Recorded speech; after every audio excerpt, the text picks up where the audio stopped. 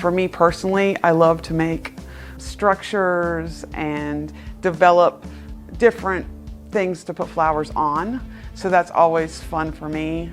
Creating, like doing the fashion show is like making a structure so I can embellish it with flowers. But I love that challenge, like even for, Art and Bloom. It's always fun to get your painting and then figure out what you're gonna do and then see how I'm gonna put flowers on the, on what I make. So that's always fun. I showed horses and I showed dogs and I bred dogs. So that was another part of my life. But my main focus is my business because I have the flower shop as my own business. So that my life kind of revolves around that mainly now, but I still get out and ride. I do trail riding for fun and I don't compete as much as I used to. And I'm a cancer survivor. Didn't start my own shop till 2005, but I just moved from outside to inside with flowers through that process, but it's been a journey. When I was a teenager, we did a lot of stuff with punk and we dressed that way and we shaved our head to one side. And I remember wore this trench coat and I had all these black things all written and we wore black boots and it was, kind of in that time a little bit. And I remember it came from England and Ireland and I just picture all the punk people where you have layers of clothes on the bottom half of your body. Our design is really inspired by kind of more of a clean top and then we're going to have this flounce skirt and there's going to be layers of flowers and greens and then we're going to create this beautiful big headdress. So that's what we're going for. We've got antlers, which kind of goes with the roughness of the wilderness, and then we're using softer flowers like in tulips and callas, which are softer but yet strong because we're using a strong color palette. We're using reds and yellows and then the greenery. And we're calling her the woodland warrior. My main challenge is time because I feel like I run my business and stuff, so I always try to carve out time to do these projects. But also, right now we're having a little bit of a weight issue with the hat because we're actually using a real deer skull for the headdress. And then the skirt also, just making sure that it's strong enough to hold the weight of the flowers and that it won't, fall off joy when we go down the runway.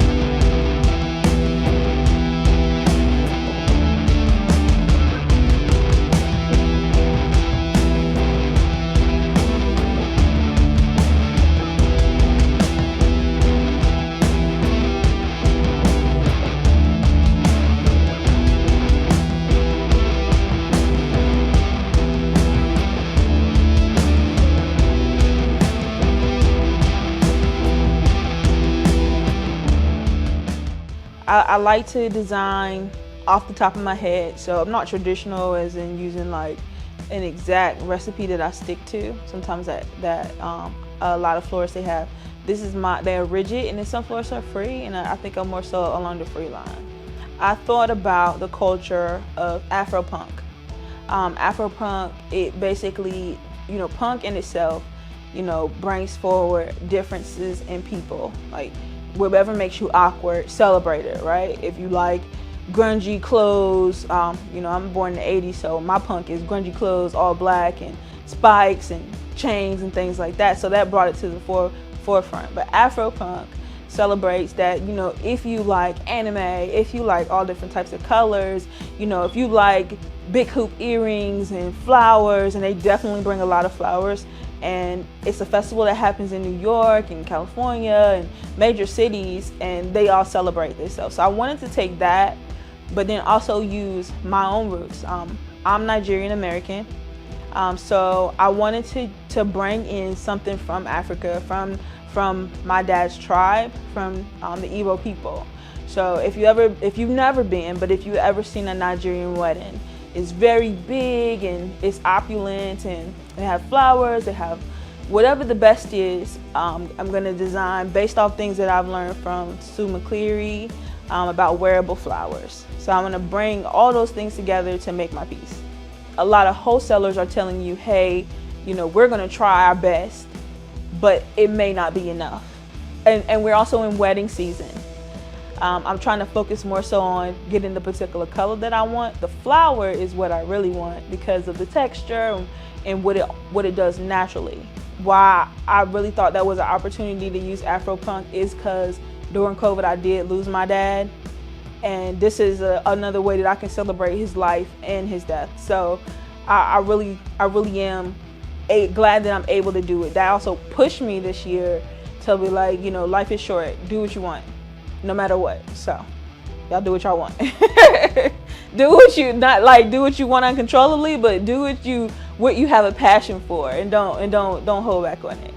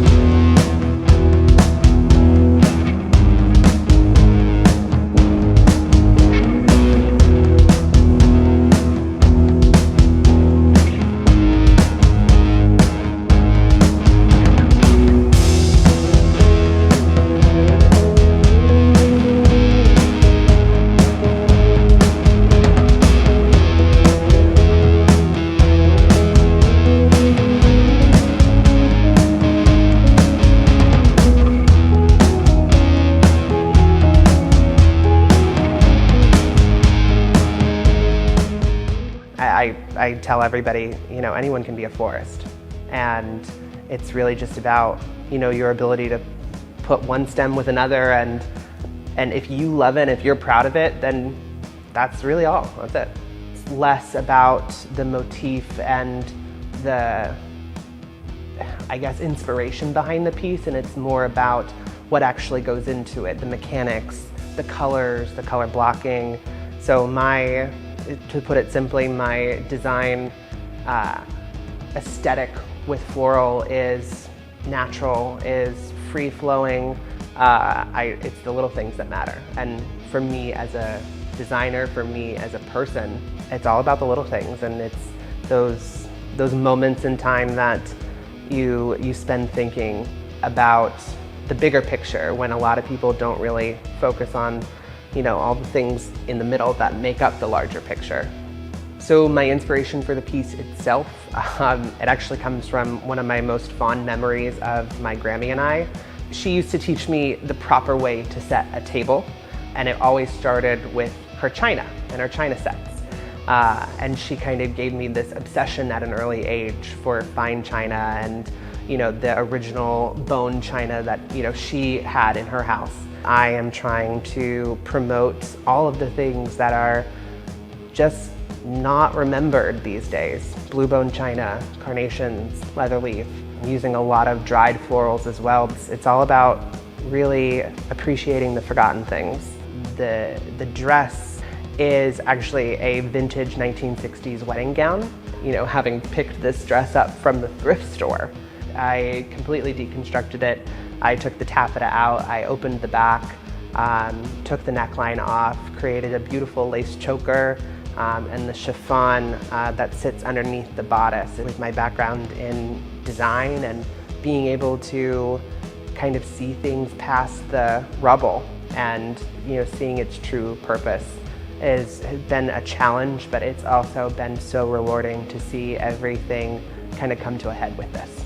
When you come to an obstacle, my mom always says, there are no problems, only solutions. And this part of my life, this challenge, I have taken it head on and realized that it's only a solution. And in that solution, the obstacle was that I haven't challenged myself hard enough. And this is that push to really challenge myself as a designer, as a florist, and as a creative.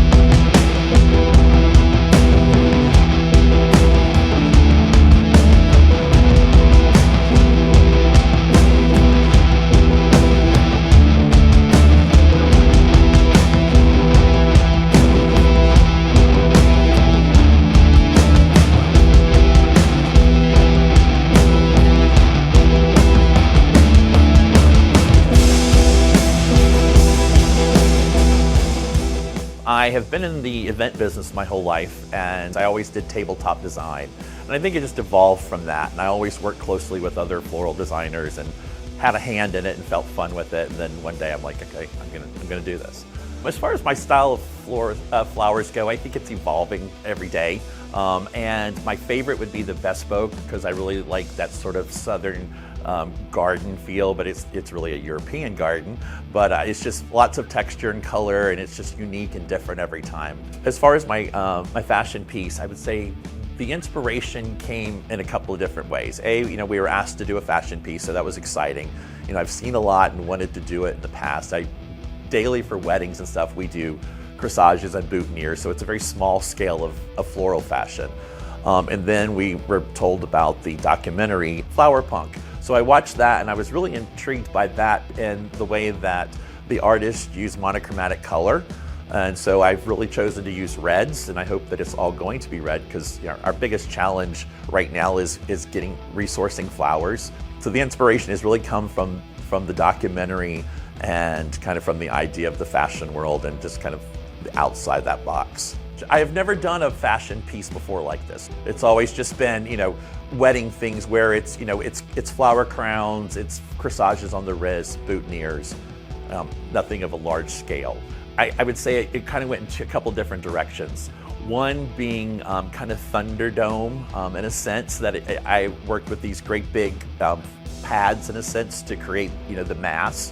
And then the other piece is the kind of the ethereal vision, which you'll see is the reeds that I've used just for the lightness of the flowers, so that creates all of that, and a lot of dangling things, because what I'm doing is very loose, and a lot of times when I'm designing, there's a lot of tightness to it. I think, and I think this is just so out of the box that it just, I think I'll be able to take a lot away from it, being that it's just so different. So when all that comes together, we hope that we have a very cohesive piece.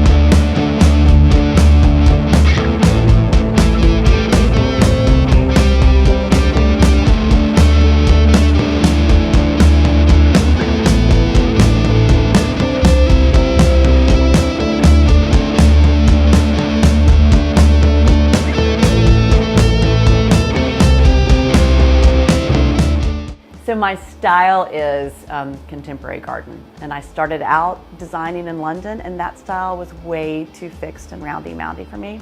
Then went to Paris, learned some great open floral design, kind of settled into this fantastic contemporary garden style.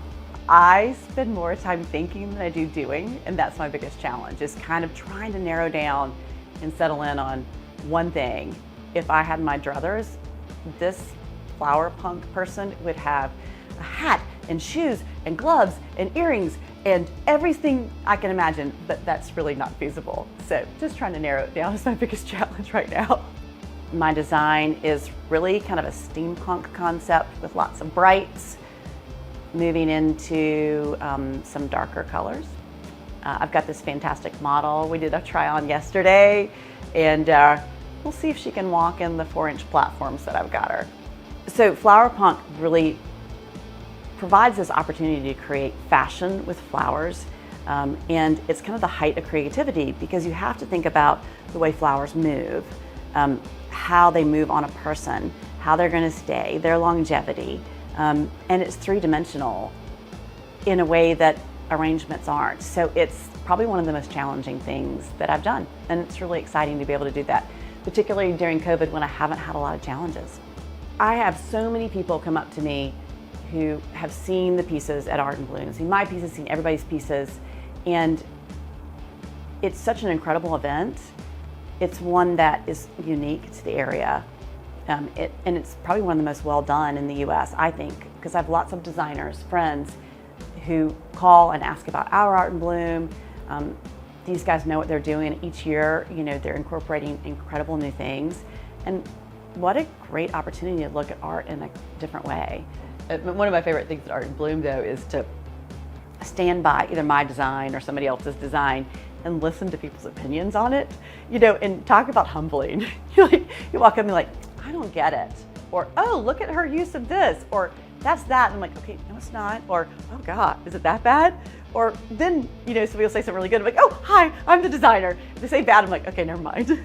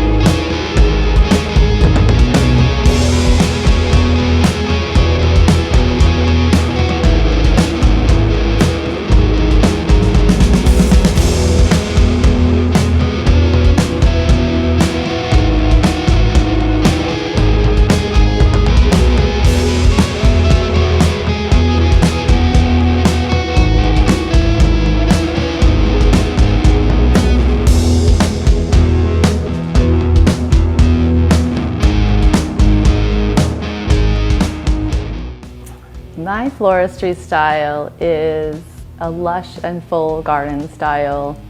I trained mostly in England, so it's rather English garden.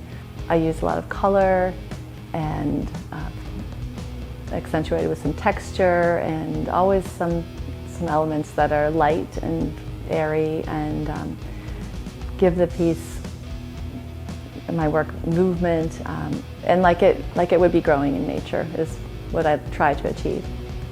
The inspiration for my piece it evolved a little bit. I was given the Flowerpunk theme, which I think all of the artists wrestled with a little bit, and punk means something different to each of us, but then I was trying to figure out how to best capture that for all audiences. And my model had a crazy idea that we did not do, but part of his crazy idea was that he wanted to wear a black kilt. And so I kind of zeroed in on that black kilt, thinking, yeah, I can see a lot of punkers in the black kilt, and how can we take that to the next level and make it bombastic and off the wall, and it's just something you don't see every day. So then I started thinking sort of Game of Thrones like, and those big fur pelts the Northerners wear, and I thought about that combined with sort of a Northern UK punker guy, combined with flowers, and so the flower pelt was born. I mean, there are only 6 designers, and so you need to bring a piece that is alive and fantastic, really. But you're working with something that is also alive and does not have a very long shelf life. And choosing the right elements, getting them here from the right places, the mechanics of putting it all together, and so that it is a wearable piece of clothing. The whole thing is just one giant challenge, but that's why I'm doing it. It's fun.